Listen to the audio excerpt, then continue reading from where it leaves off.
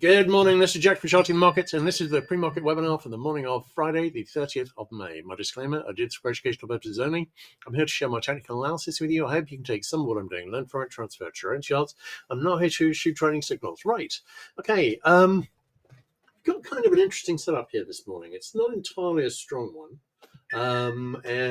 Because it's not entirely repeated on the RTH charts, but here I'm still looking for a retest of the all-time high. I still think we're likely to see that. At least that's the obvious next place to see on the bigger picture. But in the short term, we obviously retested this high, and we did the same on NQ.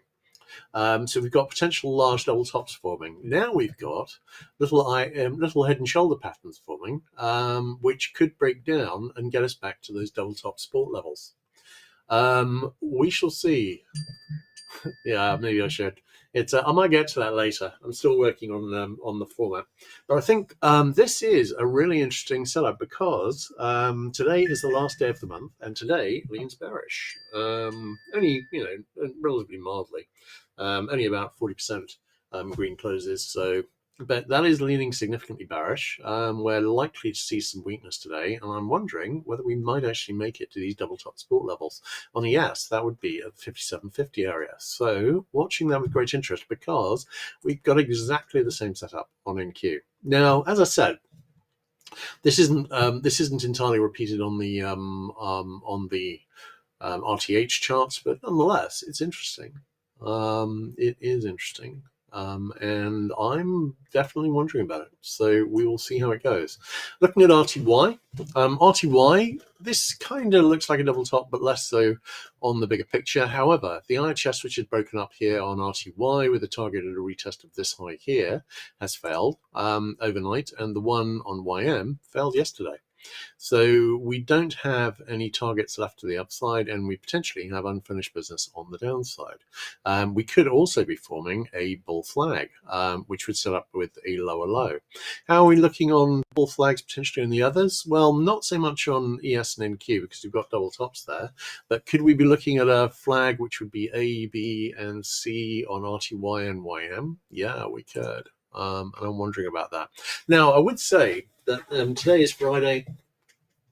We've got bearish stats today, but the first day of the month and the second day of the month are both actually fairly strongly bullish. So we'll see, and it might be that we could see a breakdown from these and then a fail up on Monday. But obviously the stats are only, leans rather than strong, strong indicators. So we will see how it goes on Monday. In terms of DAX, no real pattern emerging here. Could be a larger bull flag forming on ESTX. Let's have a look at the bigger picture charts. Okay. All right, SPX. I'd quite like to see some more downside, and the reason is that we never got down to this rising support here, and unless we get down to it, it's going to be far more uncertain what kind of pattern we're going to see. So would I like to see a day's weakness today and potentially get down to near this level, or at least get down to this trend line? Yeah, I would, very much so. That would help define the move up from here, which at the moment is rather difficult to do. In terms of the hourly chart here, I am wondering, this could be a flag setup on SPX. And how could that fit in? Well, if we head back and do a lower low below this setup here, which would happen if we saw the head and shoulders break down and make target on ES, then at that stage, we could well be forming a bull flag. That wouldn't look like a bull flag on the Qs because we made a higher high there, so we've got a decent looking overall double top here, although we don't really have a head and shoulder pattern. But actually, that would look pretty good. Now, we have got some decent support on the way, though. If we were going to go back and retest these lows, we would need to go below the daily middle band. And that actually is pretty strong support. And if you look at where we've been since the lows, since we got back over the daily middle band, on NQ, we've not even touched it. On SPX, we came pretty close to a test here, but really, since we broke back above it, we haven't touched it there either.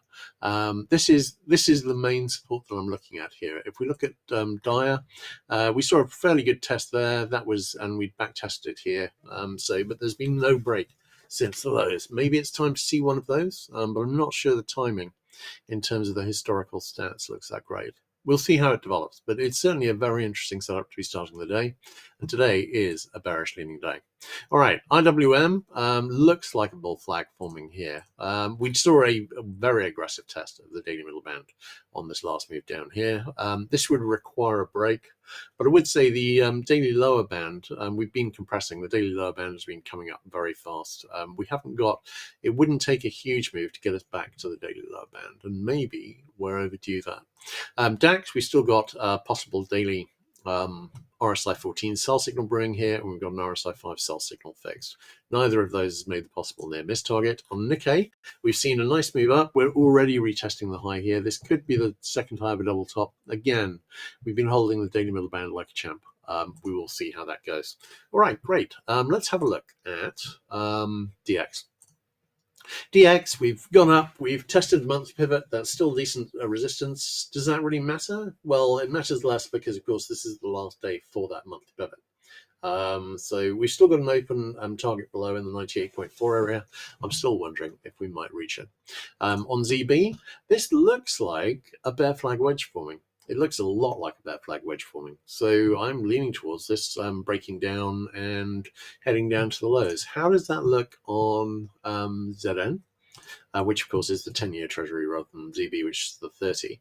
Well, we've got a double bottom here, and we're breaking up slightly from it, and I've marked in the targets for it. But of course, quite often on these things, you fail and head back to the lows, and in effect, it turns out the failed bottoming pattern turns into a bear flag. So this arguably may be a bear flag too.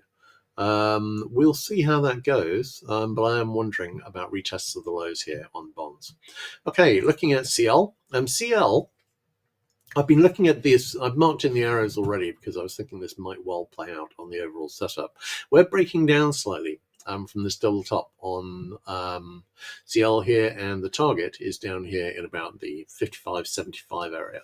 I'm liking this setup because we've got a decent looking bear flag here, and we've got another one on heating oil, and we've got another one on gasoline, and the gasoline one is starting to break down. I'm thinking we may well be seeing retest of the lows across the board here. I think we're going to be looking for a while, subject to wild policy variations and possibilities this year. I think we're going to be looking for a while at decreasing demand for energy. So I'm liking the downside, and we're certainly a very nice setup for it. NG, I'm still expecting to see a retest of this low, and very possibly a retest of this low here, which is in the 3.3 area. We have got a weak 6-minute buy signal fixed. It hasn't really, I was a bit surprised it didn't fail when we came down and made this low here, and I did actually mark in a little line here because it came that close to doing so. I think it might fail and just take us down to 3.3, and then we've got a decision to make. But again, energy I don't think is going to be prospering over the next few months. On GC, we've got overall likely bull flag. We broke down from a head and shoulders here, and that head and shoulders failed. I think we might be about to see a break up from the flag, and if equities are going to be struggling today, this might be a good day to see that. SI, I'm still expecting to see the bull flag target, which is a retest of this high here in the 34 area. Palladium, we made the head and shoulder target, which I was a little surprised about because it was fairly ambitious. I think we're probably bottoming out for another move up, but I could be mistaken. On platinum, this looks like a bull flag consolidation. It's not a great bull flag, I don't think. We're not looking at a channel or any particularly nice trend lines. Okay, we got a channel. I sit mistaken. So hang on, let's just mark that up. So this is actually a very nice bull flag channel. I'm expecting this to break up in due course, and this was just a bullish consolidation. What I would say, what makes platinum interesting, is because it's been in a compression triangle forming for 2 years, and with this move up here, it's broken up slightly from it. I'm liking the possibility of expansion to the upside. HG, not expecting great things from here, but I am thinking we may well see a retest of this high here. That would be at about the 4.98 area. We've got a weak 6-minute buy signal supporting that. We're getting close to the possible near miss target.